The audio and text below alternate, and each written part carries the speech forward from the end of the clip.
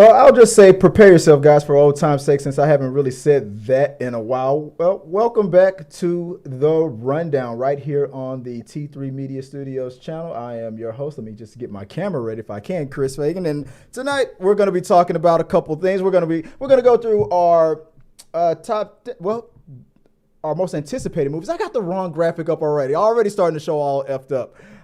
Ignore that thing to the left. We're gonna be talking about the most anticipated movies. We're gonna talk a little bit about Mr. Beast, and I'm gonna give a review of a movie I just saw and had a lot of fun with tonight here on the rundown. Let's just go right into it because I gotta change that graphic. Ignore that.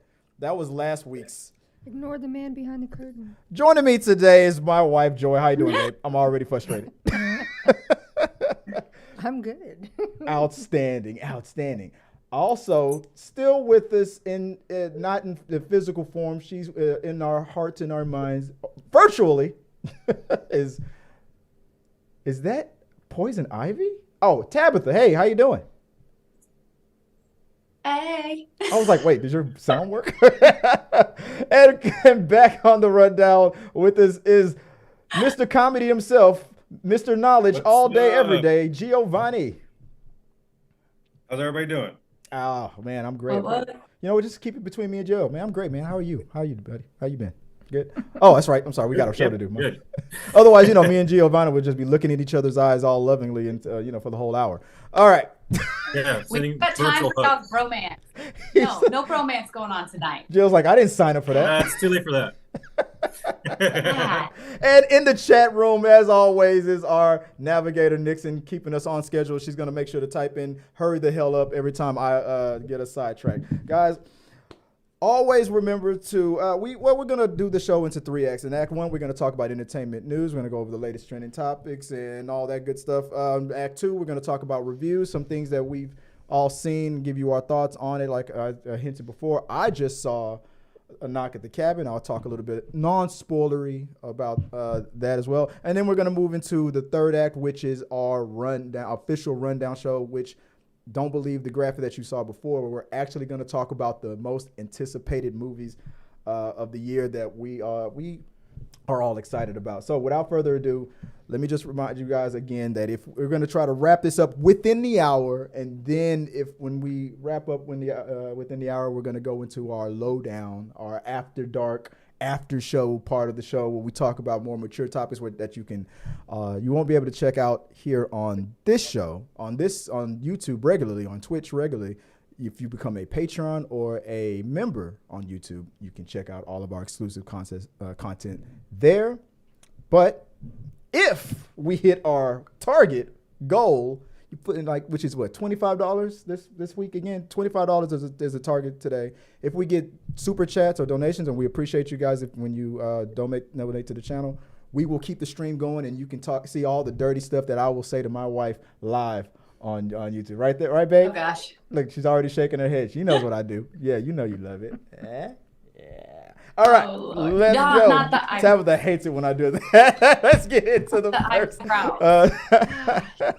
Gio's like, what did I sign up for, man? Let's get into the first Figure topic. that right now. All right, babe. What's the first topic of the week? From the Insider, we have YouTuber Mr. Beast, whose real name is Jimmy Donaldson, defends himself after a video in which he said he was curing 1,000 blind people divided viewers. Mr. Beast, the world's biggest YouTuber, responded to online criticism after a video where he paid for 1,000 people to have access to eye surgery sparked criticism among some viewers. What does everyone, including you all watching out there, think about the hate Mr. Beast is receiving for this act? Has anybody else looked into this? The whole situation going on with Mr. Beast. Has anybody else seen this? I haven't seen the video, but I know about it. Y'all can share your opinions. I got my own. I'll let y'all go first. All right. Well, I don't speak about it. I actually am I'm like, what the hell is this? And then I'm not understanding why there's controversy, I guess. Like, let's I'll just simplify it then. Okay, so there's a famous YouTuber who's like the most followed YouTuber of all time now. His name is Mr. Beast, and it is very hot up here, man. You are right about that. Nobody paid for this. So Mr. Beast did a good thing, in my opinion, where he paid for a surgery that is fairly simple and compared to other surgeries, like pay for 1,000 people to get their cataracts cleared up, and people who are just straight up blind in some cases. And for years, he paid for them all to be medically cured. Babe, you looked into this as well.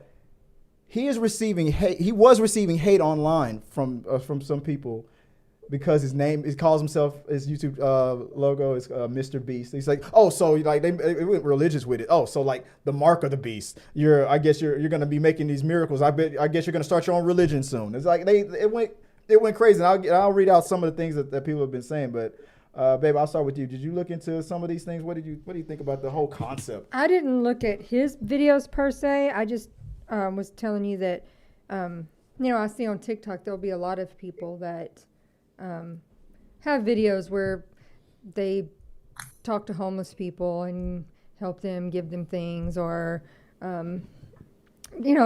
do something, and that's supposed to be helpful, and they video it. Right. I get that sometimes it can be overdone, where it's like kind of annoying. You're like, okay, that's enough of that. But regardless of obviously we'll never know what his real intentions were.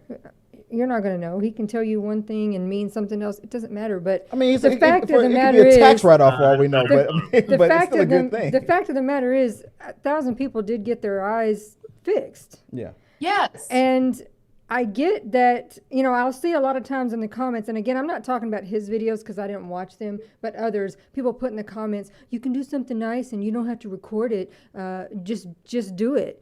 Okay, yeah, but sometimes people are doing that to let others know how simple and easy it is to do a nice thing. Right. What do you guys think about that, the whole concept of, why don't you just, why did you have to record it? I mean, well, he is a content creator. But I'm sorry, Tab. Go ahead, G. Okay. Well, it's because he made it aware that this eye surgery is actually not expensive at all, and that he has the liberty to fix the 1,000 people with surgery that's not expensive. And when people say, "Oh, why did you record it? You didn't have to post it online," but he makes profit. Yes, he makes a profit by the millions of views that he gets, but he turns that money to fund his other projects that he's going to do to help more people. So because he gives money all the time, that's his content, that he loves giving back to people, and I find nothing wrong with that. Like, yeah, he makes a lot of money, but he gives it back to people that need it, and right. I don't see anything wrong with that. So I don't know if people get that the money that he makes, it goes to his other projects or goes to helping more people. I learned that a lot of the money that he does make, I mean, of course, obviously, just like any company or any wealthy person that becomes wealthy and whatnot, the money, you're going to pocket some of it. You do what you do, you get successful, and then you live a different lifestyle after a while, right? But yeah. He even has a second channel set up where all of the profits that channel makes, and it makes, like, according to what the research shows, millions of dollars. He has a channel set up where all of the money goes to charities and things like that. So obviously, you're going to put yourself in a situation where you're going to be making more than you're probably giving away. But in comparison to other millionaires and corporate billionaires and corporations who only do it when they feel like they're about to get canceled or they get caught in a scandal or something. Well, oh no, I touched my secretary's butt. Let me donate to a charity real quick to get out of it and stuff like that. Like I just don't understand what some people are criticizing for. You get mad when billionaires and millionaires don't help people at all. Then you tell people who do help people that after you're done helping people, you should now give all your money away and now live like a poor person. How then they can't help anybody else in the future? It just doesn't make any sense. My question to them is, his critics, What are you doing? I mean, most of the people who are criticizing him are the types of people who probably have never given to charity. This is in my opinion. So that's a bit of my issue with this is, why is this a problem? Right. Why are they internally having an issue with, if the outcome is there are people getting help and there are people that are receiving something that they need and this person is providing that, then he must be drinking blood from somebody or something like that. Like, there are so many things that instead of them complaining that they could be doing to help maybe these people or to be doing themselves to participate in an act. And all they're doing is bringing negativity. So they're not being positive. They're not helping that person right there. So they're being a complete and utter hypocrite. Like, right. It's so hypocritical for people to comment these negative things and to have these expectations that they're placing on people that they don't know to do and live the way that they want to live and to do and give the way that they want to give. And just like you said, Chris, then they bitch about when they don't do anything. So it's a lose-lose situation. So people are just really pigeonholing people and making it to where nobody wants to even freaking exist in society because of all this shit.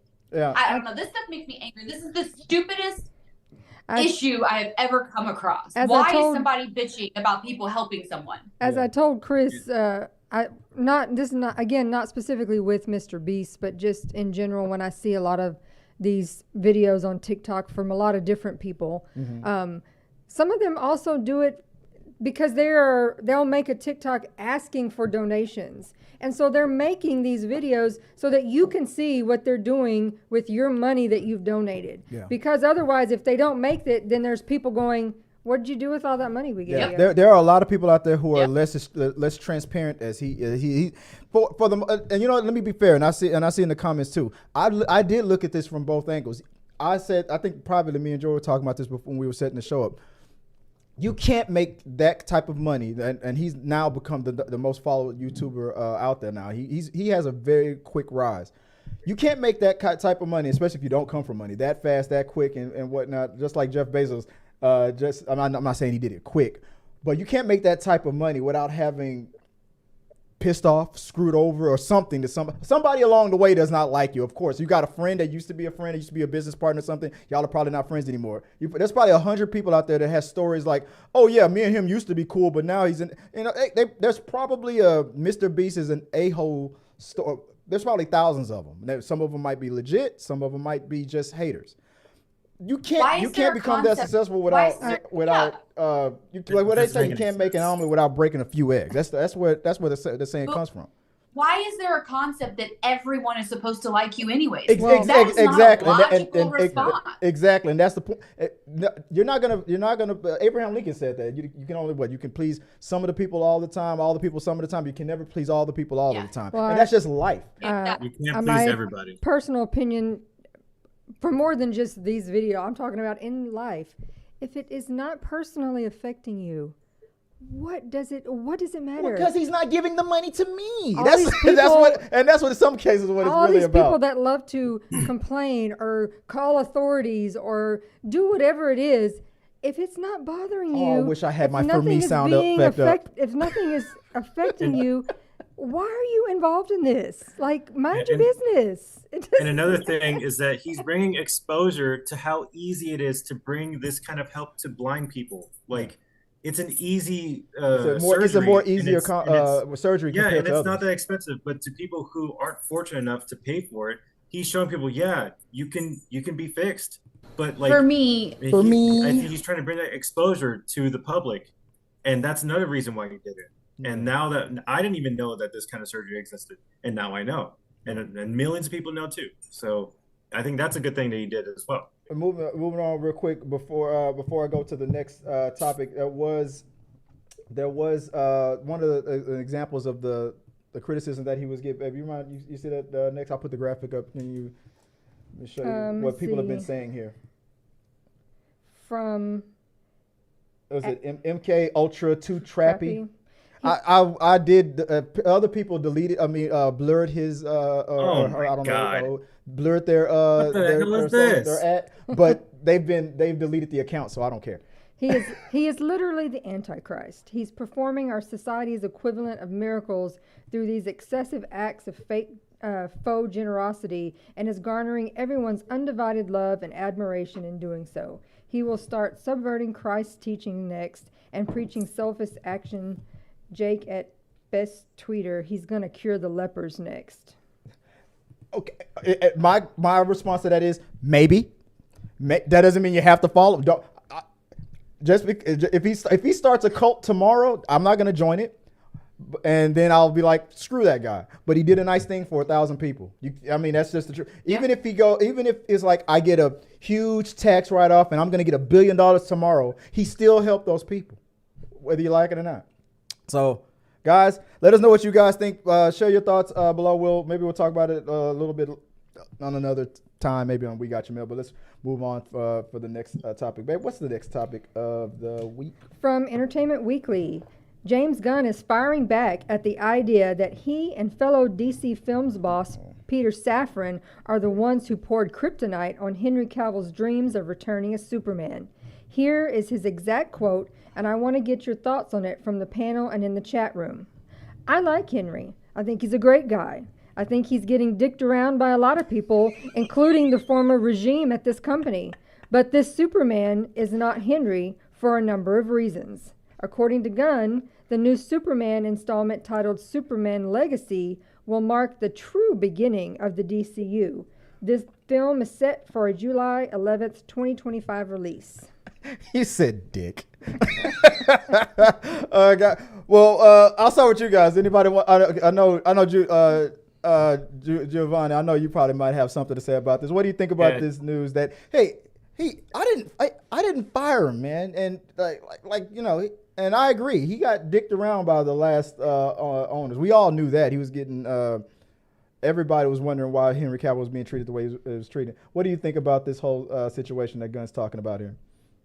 He already had a start. So you want to just start with a fresh new Superman again? I don't know. Because that's the script that they're writing. It's a younger Superman.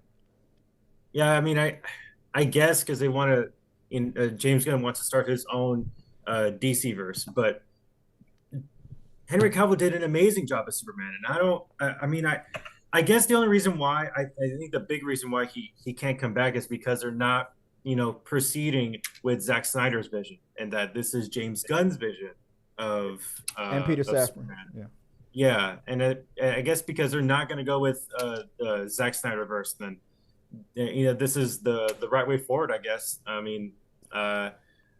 Based on what James Gunn has done so far with the Suicide Squad and Peacemaker, I do think he has good ideas for what's about to come for DC. So I am a little skeptical, but I have good faith. So what about you, Tabitha? He said the owner of the head of DC Studios used the word dick and Henry Cavill in the same sentence. I know. What do you think about that? I can imagine anybody wanting to dick Henry Cavill, but that's a different kind of dicking.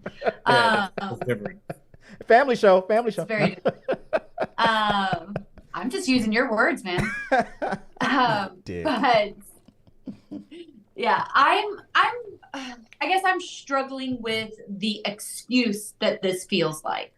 This feels kind of like a cop-out, whereas I understand that they're trying to go with a younger Superman, but why not create a storyline? I feel like Henry Cavill, I don't know what we mean by young, I guess, right now. Are we talking he's a teenager? Superman? Mid to late 20s. Yeah. Mid to late 20s what are they is what they're talking about. But here's the thing that a lot of people are now starting to realize. Henry Cavill also, in another portion of that conversation, there is hints that technically Henry Cavill might not even be done as Superman. They are talking about multiverses. They are talking about other things, even though they're going to be and Flash might be the one that really sets the tone for what things moving forward. He says that Henry Cavill was never quote unquote fired or anything like that. So if they do dabble in multiverses, and I don't believe this is the last time we'll ever see. I do believe we're going to get a new Superman, Batman, and all these other things, but I don't think this is the last time we're ever going to see Henry Cavill. Because if if they we go with do- other storylines, with the older super, Henry Cavill might come back. He might have some gray on the side of his head, but I think he'll be back. But I'm sorry, so Gio. down for that. Give me that man and some salt and pepper. I'm there. I'm there. Oh, I'm sorry, Gio. What were you saying? No, I was saying that even if they do, it's not going to be in the main DC verse. They're Right. going to have, just like how Joker was his own thing. I think whatever came before James Gunn is going to be its own thing too. Oh yeah. And then they're going to have the main DC storyline. He's already said that too in the same interview. He said that there is going to be the DCU, and then there's going to be an off-world DC Elseworld. So DC Elseworld. everything that's like the Batman with Robert Pattinson, the Joker movie, things like that, standalone. So they will continue to do DC connected shows, and what is now he is creating DC Elseworld. So look out for that. That's going to be. I'm excited about it. I think it's going to be fine. I think Henry will be back. I think the multiverse is coming. All right, guys, let's quickly move on to the next topic of the week. Babe, can you help me out here and stop me from stalling and be back on track? Netflix, the possibly soon-to-be blockbuster, reveals first details for the upcoming password sharing crackdown. Accounts will remain shareable, but only within one household. Let's run down the details then, and you and our viewers can discuss it in the chat. So, Netflix will require users to identify a primary location for. Hold on one second. Wait, you said, I'm sorry, say that again. I'm sorry, I didn't have it ready for you. There you go. Netflix will require users to identify a primary location for all accounts that live within the same household. Users will need to sign into the home Wi-Fi of the primary location at least once every 31 days to ensure their device is not blocked. Netflix will use information such as IP addresses, device IDs, and account activity to determine whether a device signed into the account is connected to the primary location. If the account is accessed persistently from another location, it will likely be blocked. To bypass this, the main account holder will need to verify the device through a temporary code. Once verified, the traveling member can watch Netflix for 7 consecutive days. Babe, you was talking about Blockbuster. What's going on? You know something that I don't know? No, because I told you like about an hour ago while you were still at the movies and I was on the treadmill, TikTok blew up with people. Apparently, Netflix released a little statement saying, that wasn't for the U.S. We released that statement, and those are other countries. That wasn't for here. So, oops. No, exactly. And everybody went, no, bull crap. They said specifically that starting in March. And it's because they got flooded with phone panic. calls. Yes, people canceling their accounts immediately. Like, no, I'm not doing this. Everybody else is better than you guys right now. You canceled all the shows we like. So yeah, fuck Stranger Things. I'm watching The Last of Us, but guys, I want to keep you guys out of the conversation. Who wants to go first? Gio, what do you think? You went first the last time. I gotta start with Tabs. Tabs, what do you think about all the people who are stealing your Netflix? So what, or is this a problem? So there's a lot of things in play here that I have questions about. Is all the information that they're utilizing to track you? Is this legal? Okay, the same technology, like IP addresses, the same technology when you log in on an Apple device and you're not at your normal on your normal device, like location, and it makes you do all that crap. Yeah, all that stuff. They're thinking about doing all that stuff. I'm trying to. All they're doing is you're still able to share. You just have to go through a few more. They're trying to make it difficult for the people who are lazy enough to go, fuck it, I'll get my own. And you got the people who are committed to saving that dime. They're going to follow those damn steps. It's really just what it needs to be amounted to. Step one is going to be identify where your account is the yeah, but you can arguably say, I got kids who go to their dads with their devices. Yeah. Well, what if they stay a month at their dad's, but all their stuff is set up under my account and my name with their if your current location is what you designate as your main location, and then your kids go somewhere else, a signal will go to you to say, do you want to grant this person at this other location access? When you say yes, they only give them 7 days. See, but that's the problem. There's going to be situations like this. Oh, yeah, Do you know how many people are divorced in this freaking country? That was the issue. They got flooded with calls of people saying, I have college kids who live hundreds of miles away that use my account. Husbands and wives people are in military that were like, my spouse is overseas and uses my account. And I mean, because we're married. A lot of scenarios that they didn't all think about. What are we supposed to do? That they were just kind of like, because I know what they would say to like the divorcees and separated people and stuff. Well, then tell your ex to get his own damn account. That's what they're gonna say. But they can't say that because you can actually designate in your divorce decree what each parent has to provide for the child, no matter of the location of the child. Yeah, but Netflix doesn't. But Netflix won't be a part of your divorce decree. Yes, it can be. You can decree that. No, I'm saying the company does not have to adhere to whatever agreement you guys personally are into. No, but I'm talking about if I have to provide Netflix, but they're telling me, well, your child is staying with this person. I go, yes, but I have to provide it because I'm legally required to. You're going to have to allow this account to go through because I have to pay for it. It has to be on my. So like I said, because of the uproar and like legit the number of people that were canceling accounts yesterday, right? They came forward and were like, oh, the backpedaling started. Boop, they immediately were like, boop, oh, this wasn't supposed to be released here right now. We were kidding. This was about Brazil. This wasn't for America. Calm down. Quickly removed. Because they were testing it in other countries. Which they did last year. Quickly removed a couple of those things. So now. Let me play that graphic again. Now, when you look at the rules, they removed the section that says blocking and verifying devices every 31 days. And dedicate. They took that off now, and said that's too much security. Now the current new steps for now are the primary account holder just will get a code, and the person and like basically saying, do you know who this person is? Is it okay for them to watch? And you have so many minutes to say yes. And then they're good to go. You know, that wasn't the. That's great. I can do that.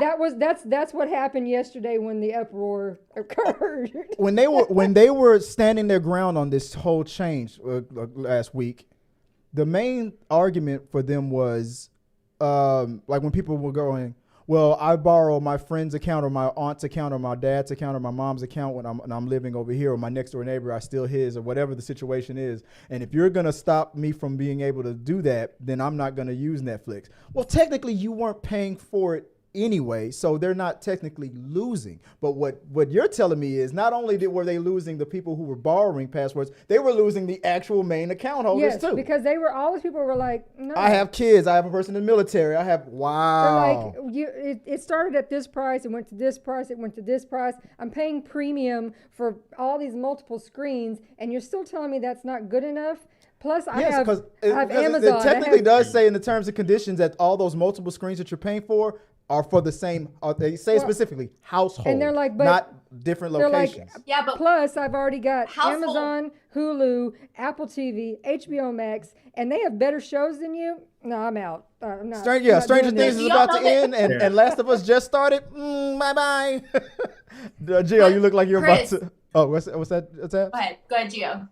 No, I was gonna say one thing that this is really gonna impact is piracy, because what about the pirates? I'm gonna have to pay for Netflix, and then I have to pay even more so that I can share my password. I might as well just not pay for Netflix and then just like download it somewhere and like. Are you advocating for the poor pirates? Not that I'm saying that I am advocating for piracy. Gio's like, I'm saying that it could happen. He said, I may or may not be borrowing. And my comment about Blockbuster came from the TikTok world, because everybody was commenting saying it's awfully funny how Netflix is pretty much the demise of Blockbuster, and now people are, you're about to get rid of your own self. You know, I used to work for Blockbuster, and it was last year actually. I think last year was the 25th or it's whatever anniversary it was from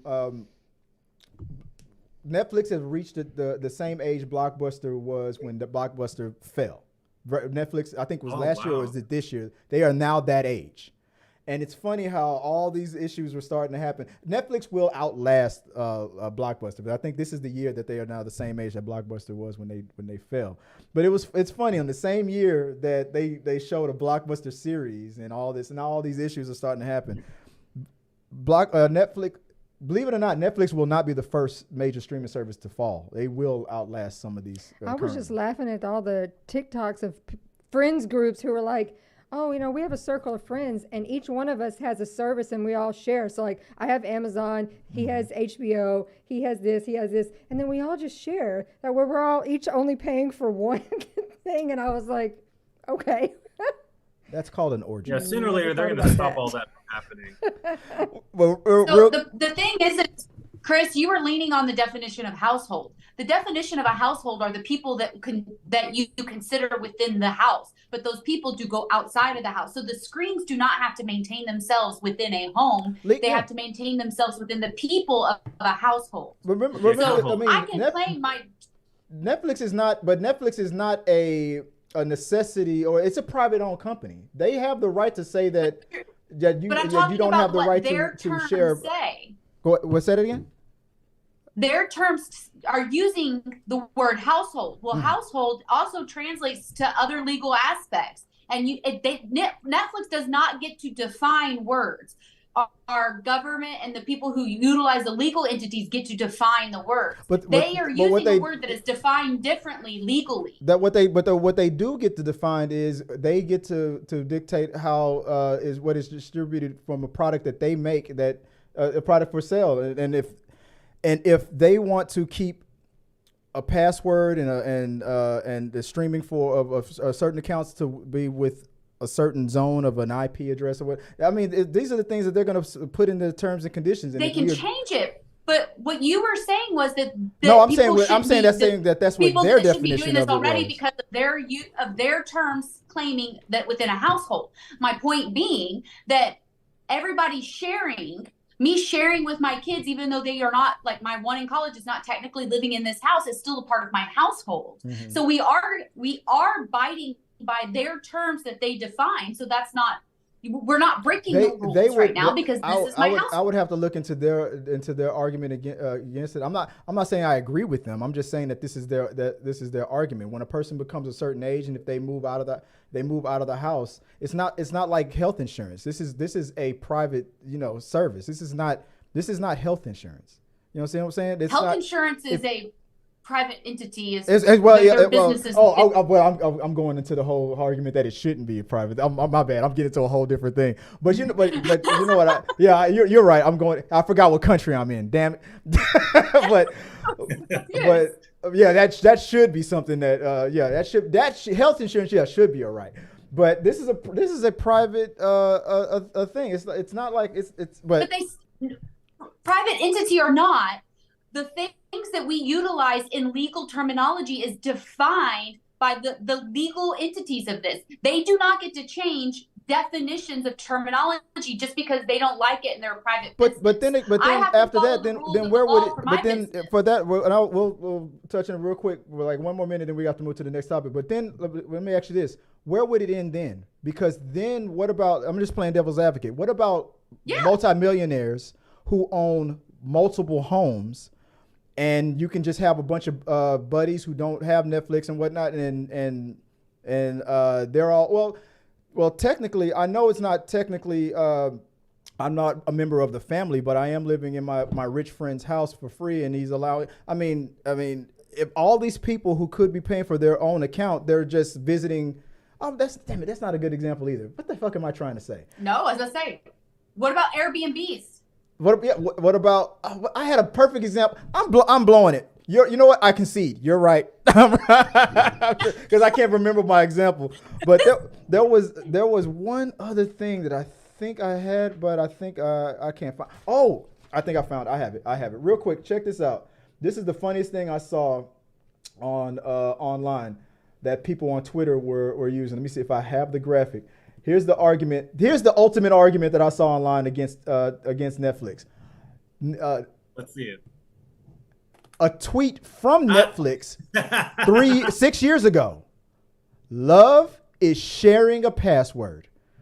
Now, That's with brilliant. all the Oh, how the legalese tables and have all turned. the things that Netflix is now technically, yeah, Netflix has the right to change their mind and change their terms and conditions. They Yeah. they raise the price, you can lower the price, raise the price, whatever, and all that. But when people can use your own words against you, it's almost like Darth Vader when he portrayed Billy D. Williams. I have changed the term, like be grateful I don't change them any further. I mean This they deal's getting worse all the time. I mean, yeah, this deal is getting worse all the time. Well, look, I mean, unlike Amazon, unlike Apple TV Plus, Netflix doesn't have like computers and phones to sell. Netflix doesn't have Amazon packages that they can make billions of dollars off of on the side. Netflix only makes content. The only thing that Netflix provides is that streaming software service, and they've been losing a lot of money.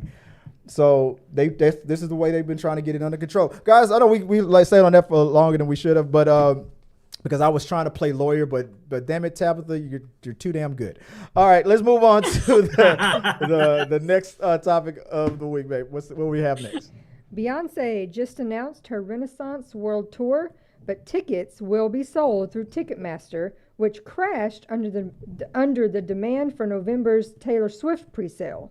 Like with the Taylor Swift presale, people who want to get tickets for Beyonce's shows in North America will have to register with Ticketmaster's verified fan platform.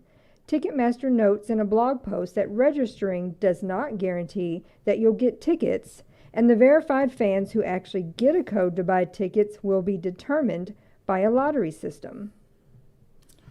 I know I would love to start with I was about to say, hey Tabs, since you shut down Netflix's argument, how would you take down Ticketmaster? But babe, I'll start with you. What do you think about this whole situation? You think Ticketmaster will be able to get this under control?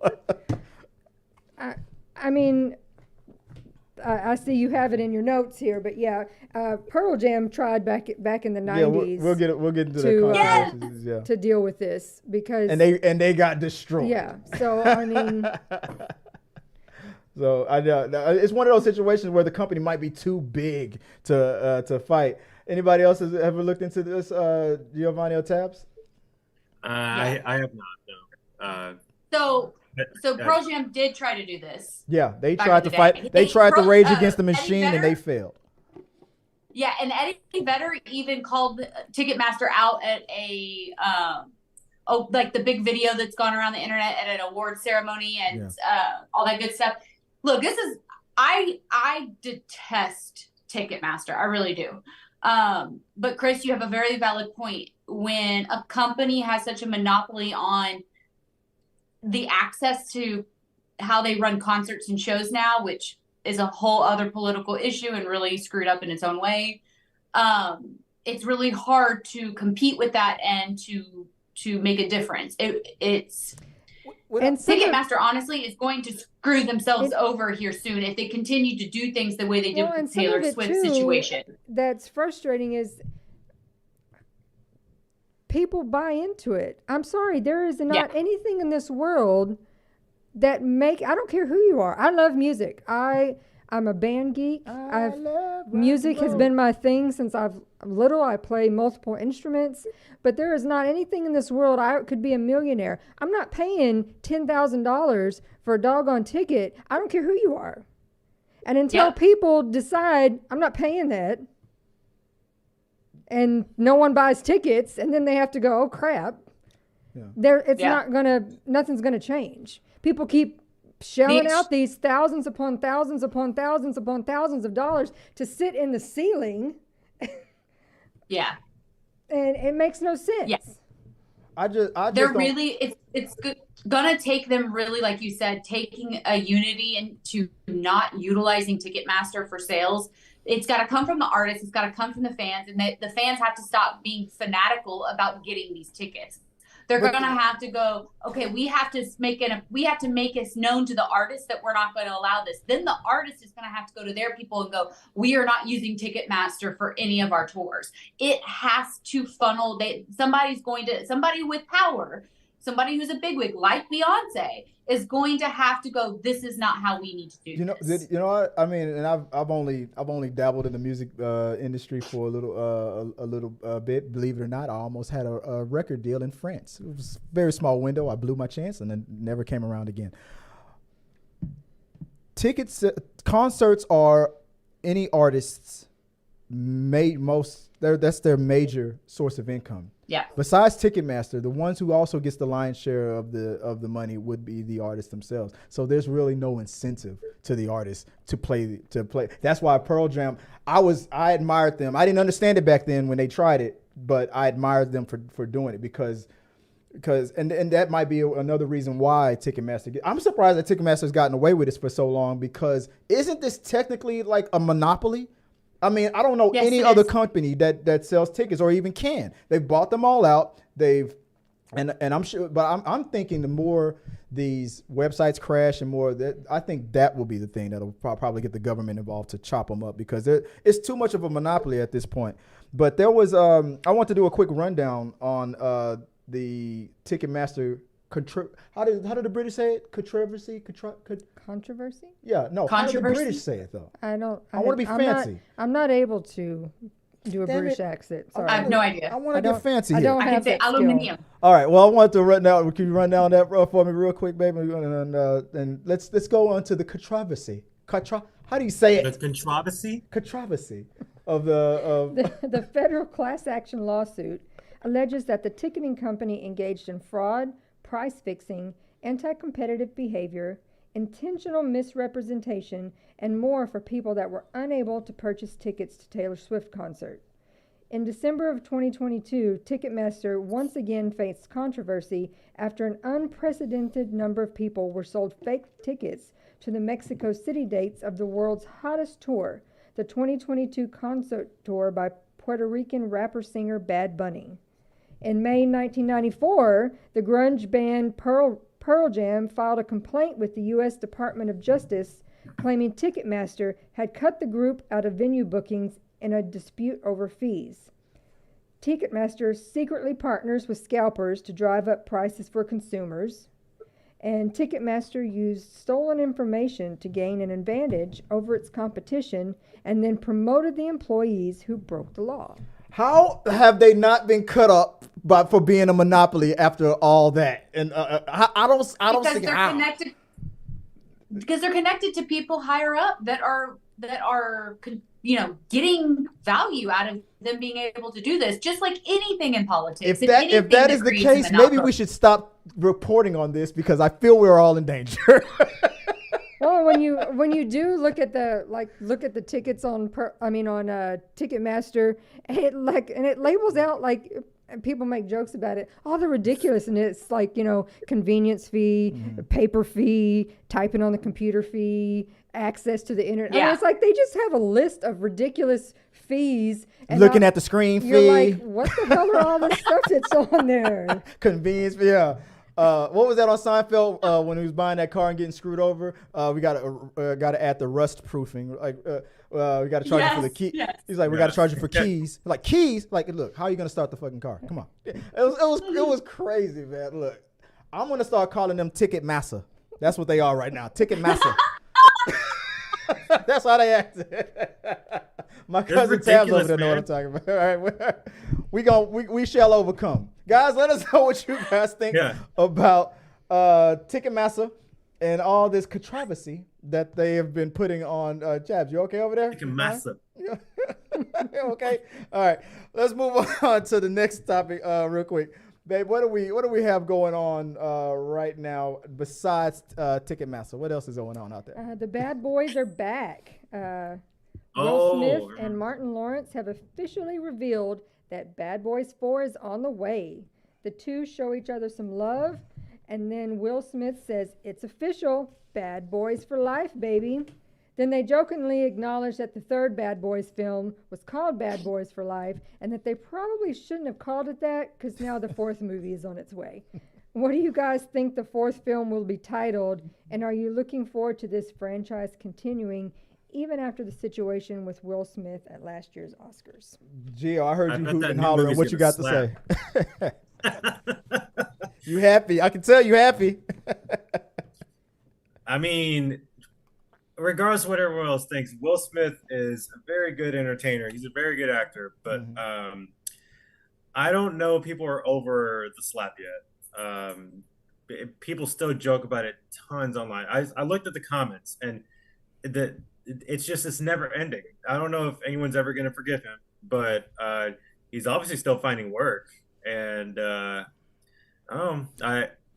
have good hopes that it's going to be a good movie. But I agree to an extent. I honestly I think people are over it. I feel like people that aren't over it, and people who are going to be upset about it are going to still. If you're going to protest the movie and whatnot, that's fine.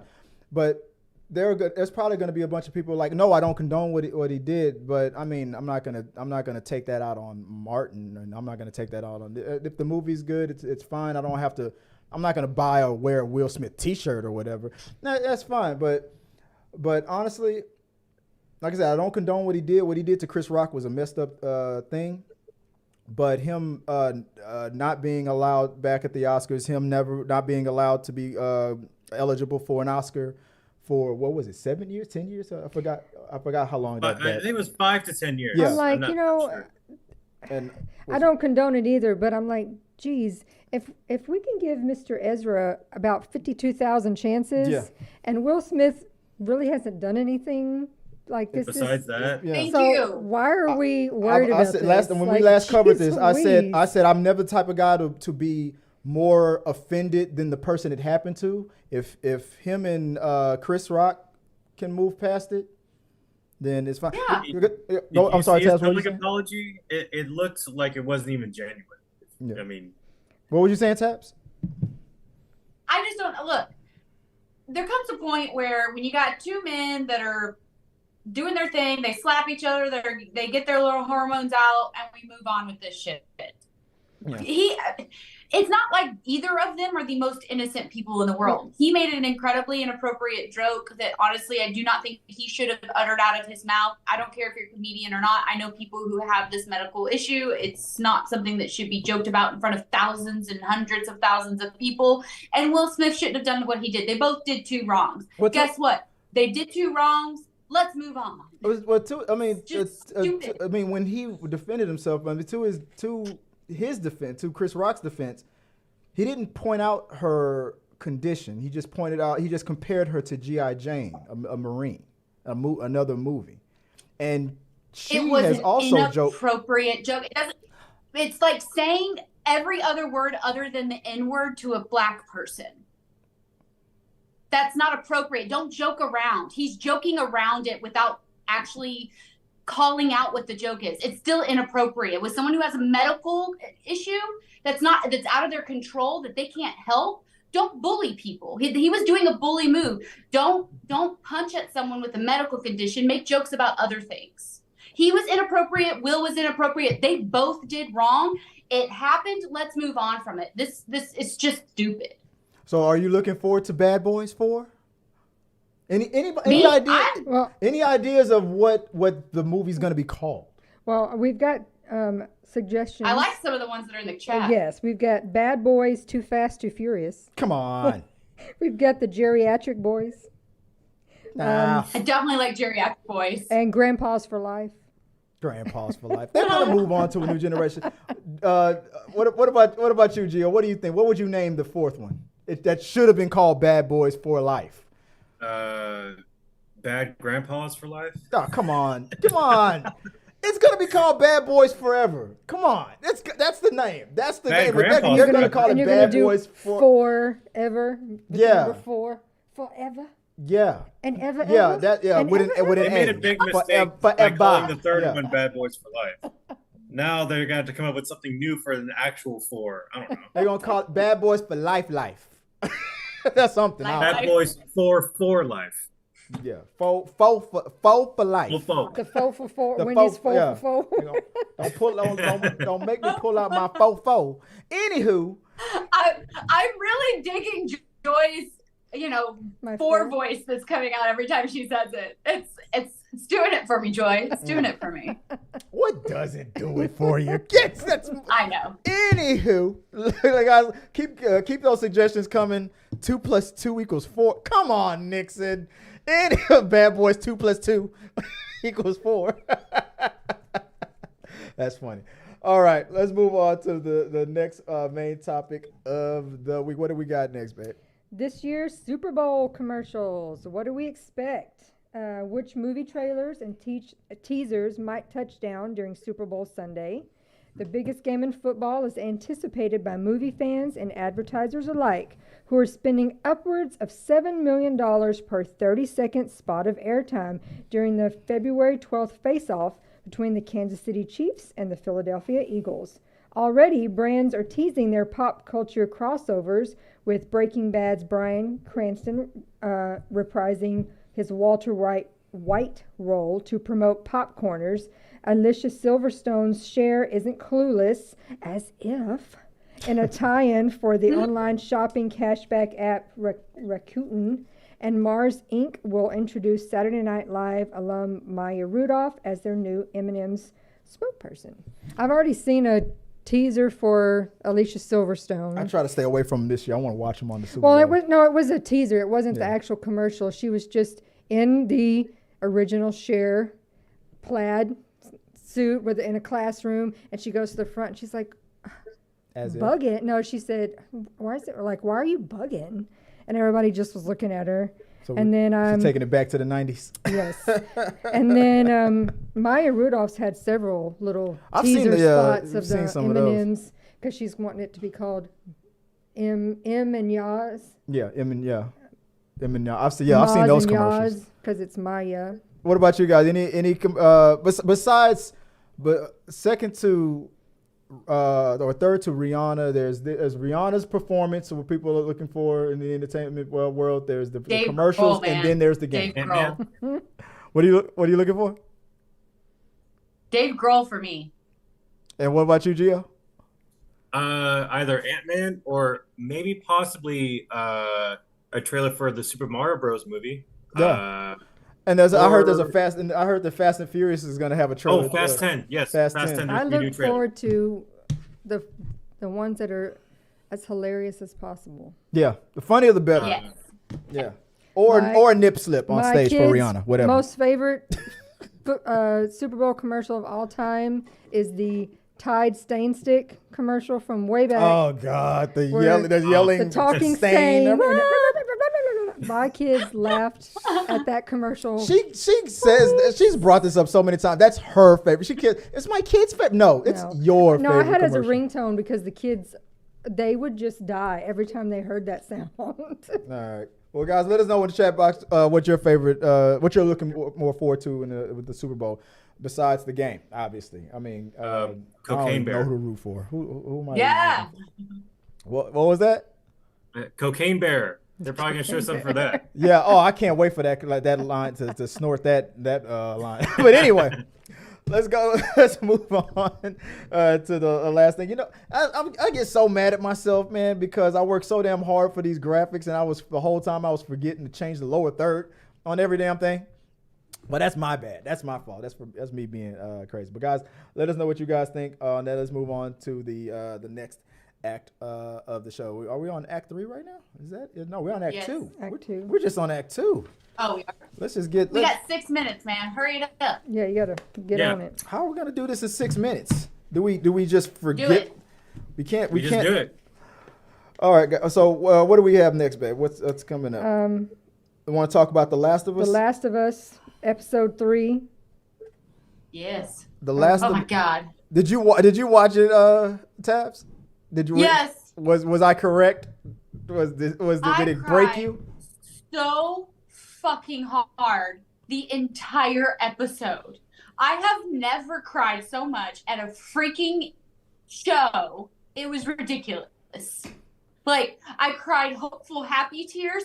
I cried super sad, heartwarming tears. I cried devastation tears. It was so much crying. I mean, I can't take it. Even though it really there wasn't any scariness to this one. Not much, really no. wasn't a whole lot to do with. It was still really good, and it still flew by. It wasn't. It was the longest one. It was a movie. It was like an hour and 20 minutes, but it went very quickly. You said my heart still hurts thinking about it. Joy found something interesting about that situation. What you were telling me about on the way home about the actor and his wife. I didn't realize who he was married to. I don't know. I mean, I know who he is. The guy who plays Ron Swanson. You know the conspiracy. Yeah. Gio, wait, before we spoil it, Gio, did you see The Last of Us? Wow, I should really watch this show. All right, anywho, you can walk away. And you can mute your mic or something while we talk about it. We're going to talk a little bit about it. Y'all go ahead.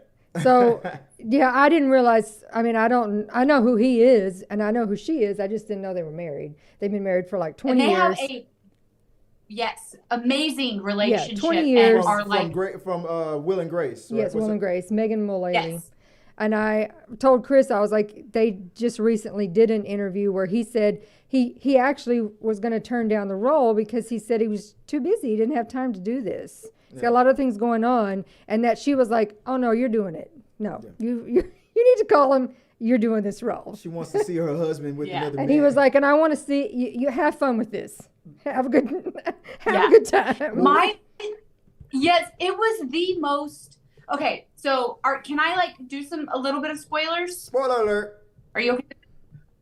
Okay. Gio's fine. Spoiler. He's muted. So okay, so when he acts this role of this apocalyptic situation where he's been alone for so long and he has been a internalized closeted gay who has never experienced the touch of the very thing that he's desired his entire life, and he is well into his hood, and then to come across someone in the apocalypse of just distrust for everyone around you, right, and then get touched, have intimacy, get the very thing that you have desired for your entire life, and the way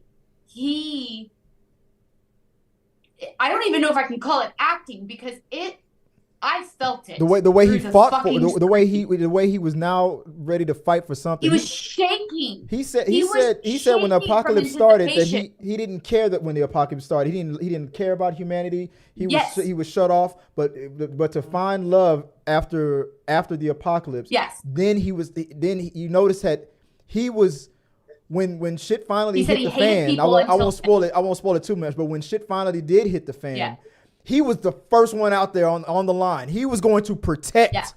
Because we've seen that before. We've seen a family or somebody fighting for a child or something like that in these zombie movies or something like that. But he was fighting to protect the thing that he never got when the world was quote unquote normal. And he was like, I'm not gonna lose this now, kind of a thing. It was the most beautiful thing to witness on a TV screen, to understand completely the emotional strife, strain, hope, desire, acceptance, all in a span of minutes. Nixon is like, oh my God, I cried so much. And then you still see those little peaks of Nick, from the his little. From The Office and from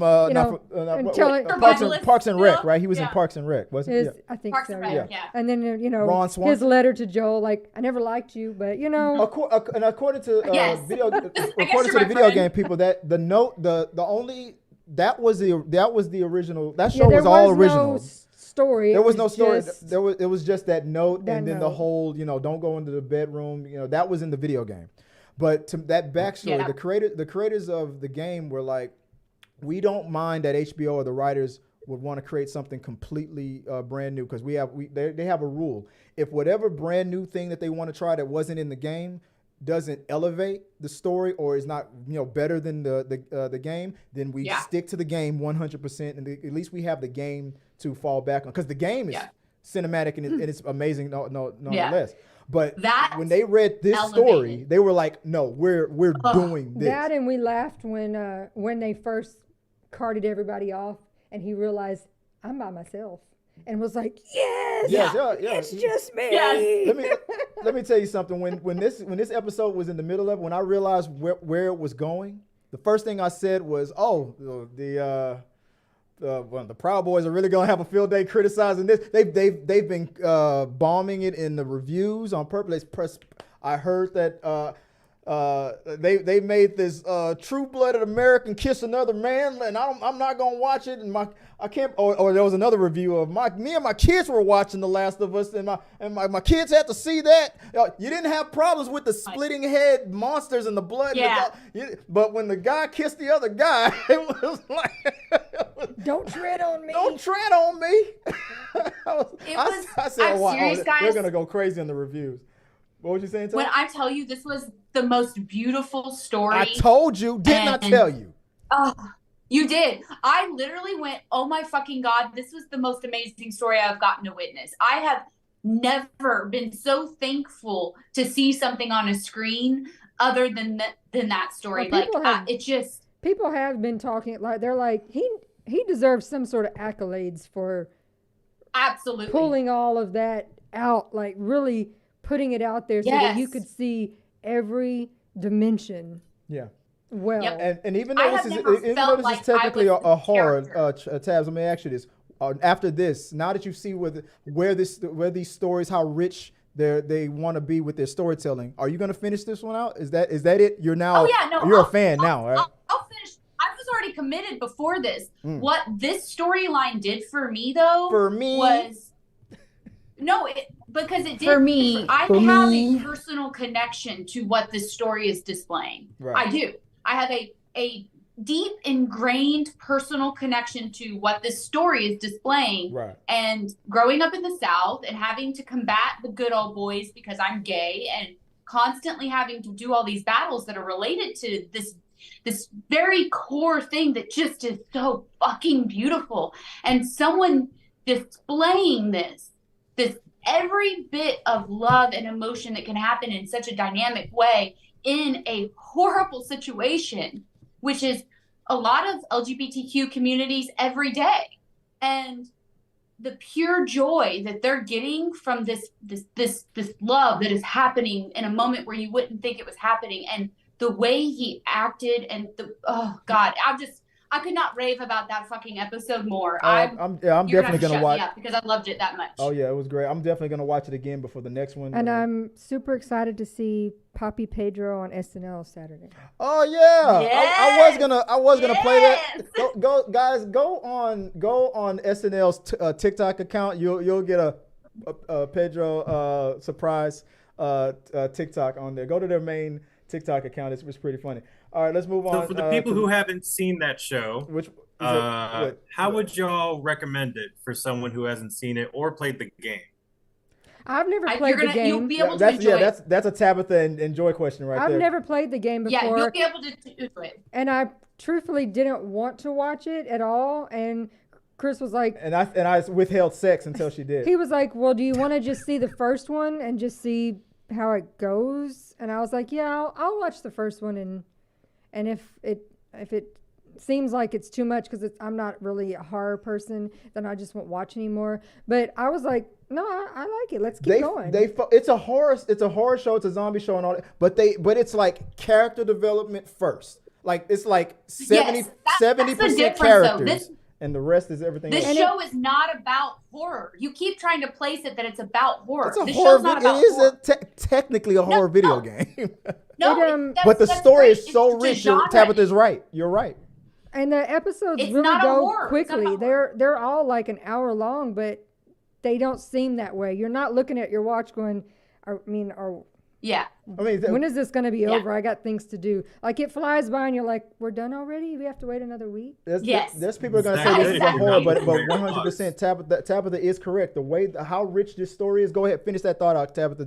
You're saying this is not a horror. It's because to me, this is not, the theme of this whole show is not horror. The theme of this show is apocalyptic. And so when you look at it from that aspect, you're looking at the character development, you're looking at the storyline, you're looking at the world that's being created.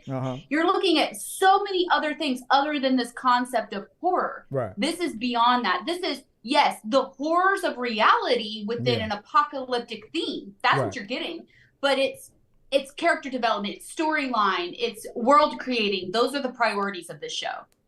Awesome. There you go. Which should be the priorities of any good show, right? Right. Correct. Yeah. But it's not. But that is for this one. Anybody who hasn't watched it yet, shame on you. Shame on you, Giovanni. Right? Shame. Right? All right. Shame. All right, moving on. I got my HBO Max, so maybe I just might watch episode 1 tonight because Arrow's been raving about how good it is. It is. And Just like my is. friend Emily, and thanks for joining the chat, Emily. Yeah, she said, it's the humanity. The humanity. Yeah, Yes. she's right. That's exactly what it is. I'm gonna let you and I don't know, G, are you watching Mayfield Witches? Have you caught up to that? Mayfair Witches. nah. Me and Joy, we just caught up. We kind of we did a couple of reviews on the show. It's the same universe's interview with the vampire Mayfair Witches, and I'm not gonna lie. Me and Joy, we were like, man, look. This is one that kind of dragged. That you are looking at the clock, going, how much is left of this episode? We was like, if these next 2 episodes don't get us, we were gonna tap out. But it kind of gave us just enough to go. All right, I'll go to the next one. But I'm curious to hear how you feel about it so far. What did you think about this the latest episodes of Mayfair? So I agree with you in the concept that I can see what you mean about it's a slow start if you already don't know kind of the storyline concepts with Interview with the Vampire and with Anne Rice's books. So I don't mind the slow start because I like what they're building in the sense of the backstory and what's going on, because there's going to be a lot of details as to what you need to know how this type of witch's story is going to be, because it's variations of what you think a witch is. Yeah. So I didn't mind that part, but I thought it started to really pick up with the last 2 episodes, and just like you had said, it is starting and to it's really pulling you in. Yeah, 3 and 4 were much better than 1 and 2. Yeah. Yes. Yes. I agree 100% with that. And I like where that's going, and it's kind of giving you so what people aren't realizing is there's a whole community that you're going to learn about that governs this whole concept of this other world, this witch, the devil, that they're calling it now. So they've got to build to that. 4 ended well, so you're like, oh, I need to know what's going to happen. Yeah. So I got those cameras all wrong, but and I'm and I'm gonna be honest with you. I was like, just like when I was joking earlier about watching Th3 Mama Thambi, and I'm like, come on, when are we gonna get to the next booby scene? Come on, man, let me see what I really come here to see. I've been an admirer of this actress ever since what was that True Detectives, when she shocked the world in that oh God, guys, go watch her in True Detectives. Trust me. Yeah. I'm sitting there wondering when her, because I could see it in her eyes. I'm like, I know she likes the brother. Go ahead. I know she want him. When is that gonna happen? And I got a little bit of that. I was like, all right, they got me for next episode. They got me. So I'm watching it for all the wrong reasons. I'm not listening to the story. I'm not listening. I'm like, when is she gonna have sex with another dude? Let's go. I need my scenes. Come on. And the story's getting a little bit better. I like it too. But guys, let us know what you guys think about. Don't listen to my stupid criticism of it. I'm just being a stupid dude about it. But hey, I like what I like. But I was going to. The next thing I was going to talk about was I just went to the movies and I saw a knock at the cabin. We're running out of time, so I'm gonna fly past that. I'm gonna do my review on that separately after everybody's all gone. I'll do it after the show. I'll just say I enjoyed it. It's my birthday week, so I got my free popcorn. Thank you, AMC, for my free popcorn and my free soda pop, because I'm an A-list member, so I'm better than everyone. So I got my free soda, I got my free popcorn, and I had a pretty good time. I will say this, because even though it was by M. Night Shyamalan, it wasn't that there was he did a twist, but I'm glad to see he's going in different routes. It wasn't the typical like he had to turn the whole movie upside down on its head kind of a twist. It was at the ending. You'll enjoy it. Go watch that movie. Go check it out. But I'll do a better review later on. For Act 3. And since we've been past time, I didn't do any of the commercial things, so we'll just go straight into Act 3. Let's go into our main rundown. which we are going to talk about the most anticipated movies of 2023. Guys, look, there's a lot of movies that are coming out. We're not going to talk about all of them. Some people's lists were larger than others. I think some were like 5, 6, and then there's other people at 20. Gio, I'm telling you right now, I'm only going to allow you to talk about 20 if you can get in position. You're going to cut it off at 20. You had over 20. So I'm cutting you off at 20 when it's your turn. But 20. All right. So out of all these movies, I was going to run down all the movies that I told everybody to choose from, but I'm not going to do that. I'm just going to go right into it. Starting with and Nixon's in the chat room. I'll start. Well, Nixon is third. I'll start with okay, Joy. Let's start with you. What are your most anticipated movies of the year for 2023 that you're looking forward to? I'm a simple girl. In a simple world. I am, and I love humor. So I'm looking forward to Guardians of the Galaxy 3. I mean, again, it's humor. No, wrong graphic. That's the whole list. That's sorry. There you go. I'm Joy's most anticipated movies. I'm hoping to see a good time. The other ones were good. I laughed a lot. The Ant-Man and Quantumania, of course. That's always the other. I love Paul Rudd. I mean, who doesn't love Paul Rudd? Yeah. And he's funny too. Mm-hmm. Indiana Jones.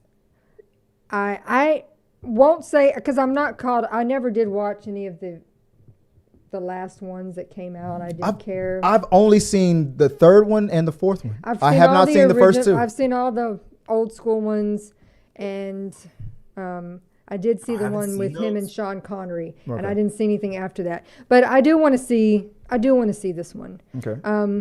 Even though I'm not really a horror fan, I've seen all the Scream movies, so I do want to see that. I do want to see what they're going to do with this without. My baby's a screamer. Oh, jeez. You know you love it. I do want to see Little Mermaid. Aww. That was a fan favorite when I was a kid, and my kids were kids. You want to be a part of that world?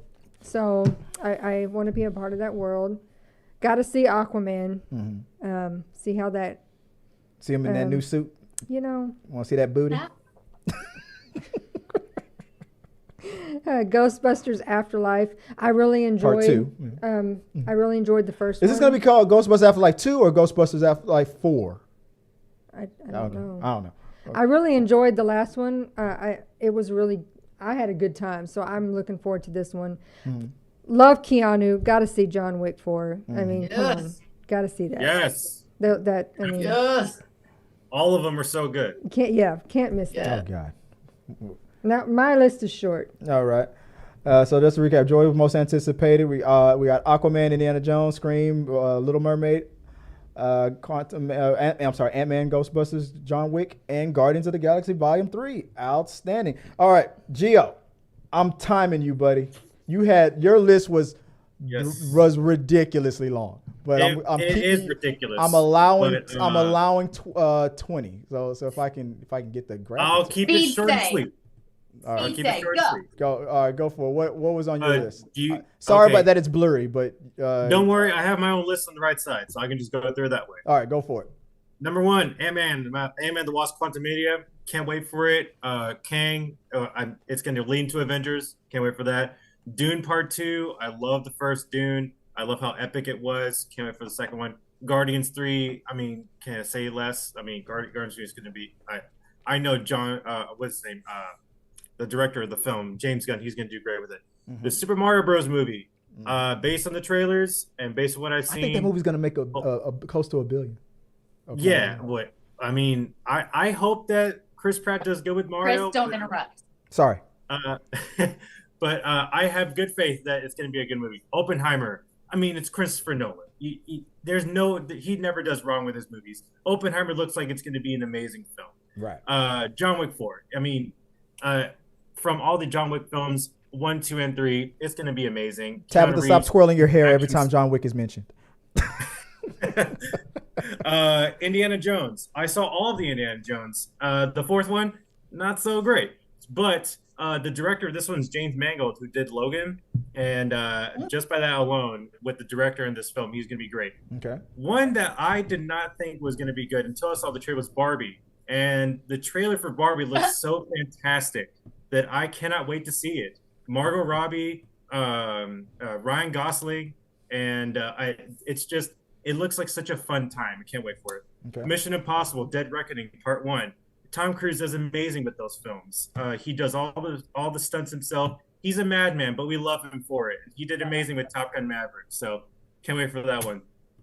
I don't know if anyone know this, but there's going to be a Chicken Run sequel coming out this year, and I can't wait for that one. I love Aardman Studios, what they do with their stop motion animation. Mm-hmm. So Chicken Run 2, I can't wait for that. And number 11, Cocaine Bear. This came to me by surprise. But this looks like a very fun comedy about a bear. About a cocaine that meets a bear. Love story. What did you say? Yes. It's about a cocaine that meets a bear. That's a love story. Yes. Cocaine meets bear. And the trailer just looks so funny and hilarious and bloody, and I love it. I can't wait to see that one. The new Spider-Man. What's it called? Spider-Man Across the Spider-Verse. Yeah. Yes. The first one was so good. I mean, there's no reason why it won the best animated film of that year. Right. Like it is so good, and it looks every frame looks straight out of a comic book. Yeah. Love it. Love the characters. Love all the Spider-Man that are in it. There's gonna be more Spider-Man in this film. Can't wait for that one. A week from today, or kind of like that, we're gonna see a new Fast 10 trailer, and I know you're thinking like, there's so many Fast and Furious movies, but every one of them is a huge success. The last one made over $1 billion. Tabitha got on that last week, but but go ahead, keep going. I heard that Jason Momoa is going to be in it, and a few others that I just can't wait to see. I'm still going to see it. I'm a huge fan of the franchise. I've seen all the movies. I mean, if you're a fan of the franchise, I mean, you're going to want to see it as well. Ghostbusters Afterlife 2. I saw the first one. Amazing. The kids were so good in it, and a proper reboot / sequel compared to the 2016 one. Right. And can't wait for it. Aquaman 2. Love the first one. Jason Momoa does a great part as Aquaman. And number 16, Dungeons and Dragons. So wait, we're at 16. After I saw the trailer, I thought, you know what? This actually does look good. The CGI looks great. I love a good fantasy, and if this is done right, people actually look back and think, you know what, fantasy can be done right in film, because a lot of them are not done right, and this one looks very promising. So, can't wait for that one. Creed 3. I saw the last Creed. It was very good. Michael B. Jordan is great as Adonis Creed. I mean, I saw the trailer, and it looks very good. It looks very cinematic, and I love it's filmed in IMAX too. So can't wait to see that one. One thing I have not seen a lot of, I've only seen the first Saw film, and this is Saw 10 coming on this year. Interesting. This does mean if I want to watch this, I'm going to probably have to watch all the other Saw films, which I guess I could do that. But I love the first one, so I might just jump the gun and watch all the Saw films and see this new one. So based on what I've seen alone, I would like to watch more of this. 65 with Adam Driver. It's very mysterious. I don't know much about it, but it's set. I think he's sent back in time 65 million years ago, where dinosaurs are coming around. Right. I love Adam Driver. He's a great actor, and I will see most things that he's in. To be honest, I mean, and I saw the Star Wars films he was in, and he was great in those. But I can't wait to see that. And number 20, last one, Shazam. Shazam 1 was very good, and it's very lighthearted, and I like that they did a different take with that with DC. Right. So can't wait to see the new Shazam 2. What's it called? Fury of the Gods? I think that's what it's called. That's it. Yeah. All right. Can't wait for that one. That's Giovanni's most anticipated 20. And now we got Tabitha. Let's move on to Tab. What do you got? What you got? What's your most anticipated movies of the year that you haven't seen yet? So I think it's pretty obvious that my most anticipated is going to be John Wick 4. I am literally have John Wick. Shocked. I am so shocked. I literally have John Wick tattooed on me. It is no my way. most anticipated. I do. You like Keanu too? Like legit. Where is it? It's on my calf. Oh, okay. Takes up a whole cast. Jeez. Yeah. It's like it's right here. It's right there. I'm like, yeah. What was but that then, scene like, from Guardians of- Chappelle's show? Guardians of the Dylon, Galaxy. Dylon, Dylon, Dylon, Dylon. That's it. Keanu. What? Oh, go ahead. My fault. Stop. So John Wick 4, Guardians of the Galaxy. Really, I just love that humor, that type of style of movie. I think it's hilarious. Dungeons and Dragons. Gio made a lot of really good points. I really feel like this might be like a Deadpool type humor into the fantasy world, which I am so excited about. So I think I really, really want that to work. What else? Where was that? What else am I at? Oh, Cocaine. The love story, cocaine. the one I can't ever pronounce it. It's the freaking French word. Oh, French word? Chevalier. Chevalier. Chevalier. Chevalier. Yeah, I'm actually really excited about that movie. I love me a good period piece, so I'm excited to see what happens with that one. I can't read the pictures, and I don't have my list in front of me because it's blurry. What are the two on the very far right? Because I've forgotten. The Elemental and Super Mario Brothers. No, Renfield, the Dracula. Oh, so yeah, Renfield, the Nick Cage movie. I just saw that trailer for the first time today. It's wow. gonna be so good. It's gonna so be great. good. I'm so excited. Yeah, very excited about that. And you had Cocaine Bear on Wonka, there. I'm really excited about because they're going to be showing his backstory, which is actually quite traumatic, and they kind of set that up with Charlie and the Chocolate Factory, which I thought was really cool to kind of give you a little taste of that. So I'm curious to see what's going to happen with that. And Timothy Little Chalamet. Mermaid, of course. I'm sorry? With Timothy And Chalamet. Timothy Chalamet. He's playing the character. Yeah. Yes. And Little Mermaid, I'm really excited for. That was one of my favorite Disney movies as a kid. I wanted red hair like hers. I actually got it when I was an adult. That's like how much I love Little Mermaid.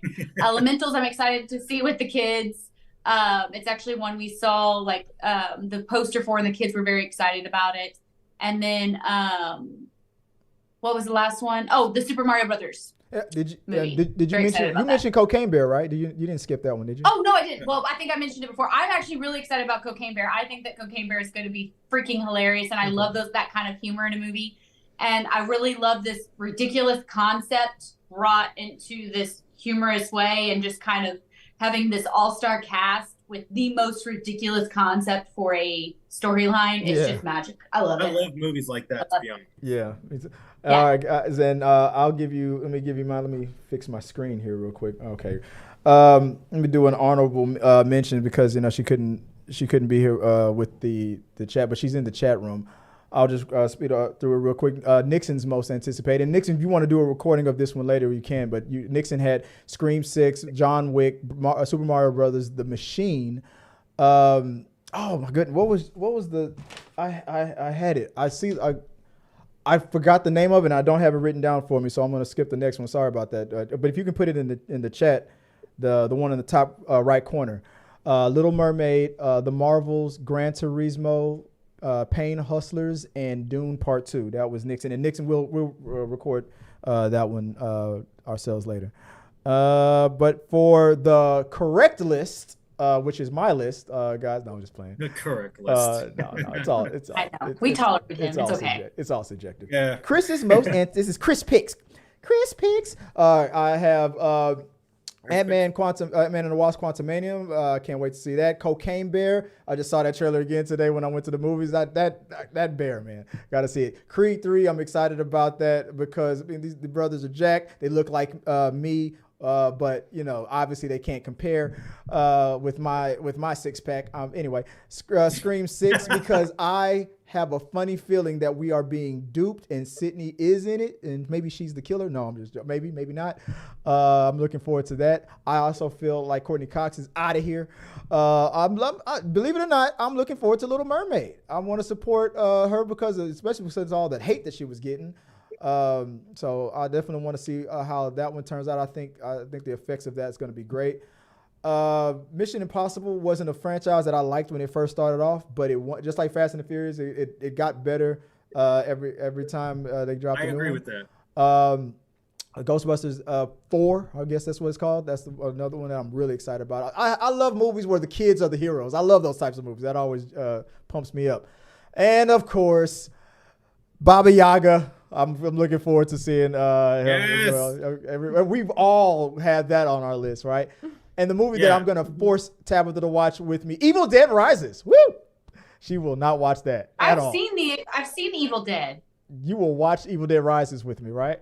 They're not that scary. They're just very gory. They're not. That's not scary. It's like stupid humor mixed with like Kill Bill style gore. Yeah, AKA Oscar. Anywho, Super Mario Brothers. I think that movie's been sneaking up on people, man. It's like, man, I'm really excited about that Super Mario. It's got a fun energy to it. People are trying to hate on it with the voice. Okay, I get it, whatever. But the movie as a whole, every time I see a trailer, it looks great. Guardians of the Galaxy Volume 3. Yeah. I think they're gonna kill the raccoon. I'm just saying. Spider-Man and the Spider-Verse. Across the Spider-Verse. That was a huge surprise. I love that for the first one. I can't wait to see what they do with this one. It's gonna be I feel like it's gonna be a mind blowing type of a movie.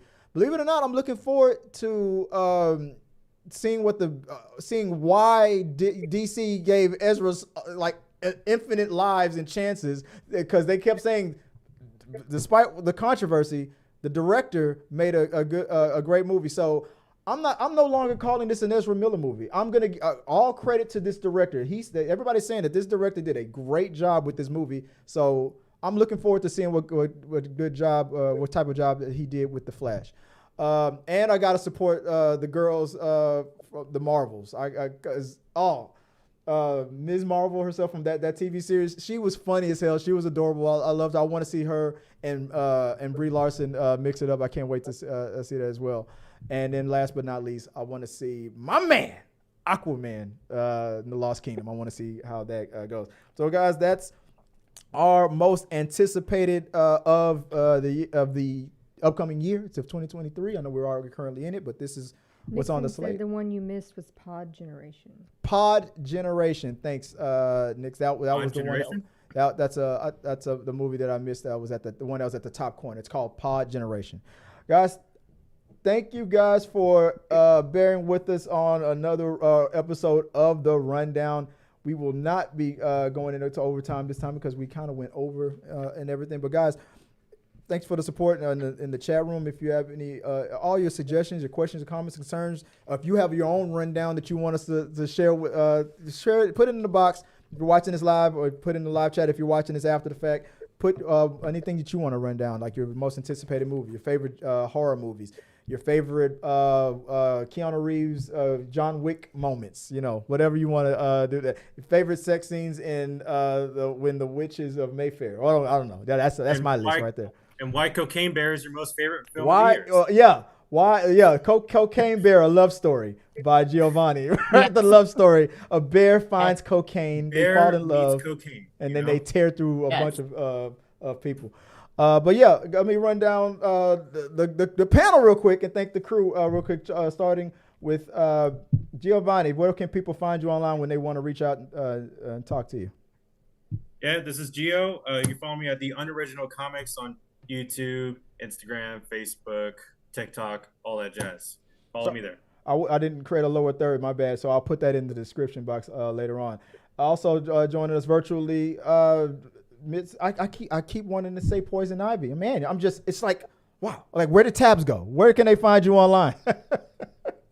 You can find me on Instagram at tabitha.jordan.18, and then on TikTok at Let's Have Fun 012 and Let's Have Fun 012 _ back up, because TikTok hates me. So yeah, those are those two places. TikTok needs to watch the third episode of Last of Us. And babe, if they want to find you online, where can people go? My TikTok is Viola Fagan. Instagram is Scrub Hats and More by Joy. I have an Etsy store that's Scrub Caps and More by Joy. Check it out. I got nice hats. Hey, Joy. Yes. What's the more? Because I'm really curious about what the more is. Anywho, we can't talk about that.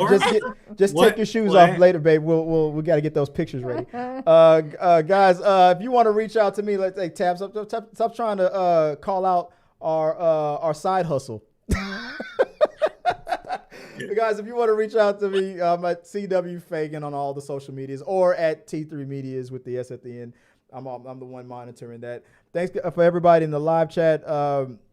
Ratch, Nixon, everybody keeping the chat alive. I appreciate you. It's Rach. It says Ratch. Rach. He did. My bad. Now I'm It's gonna get Rach. punched in the face.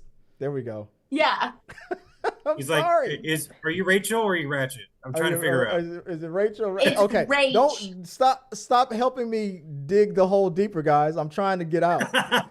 All right, guys. Thank you, Rach.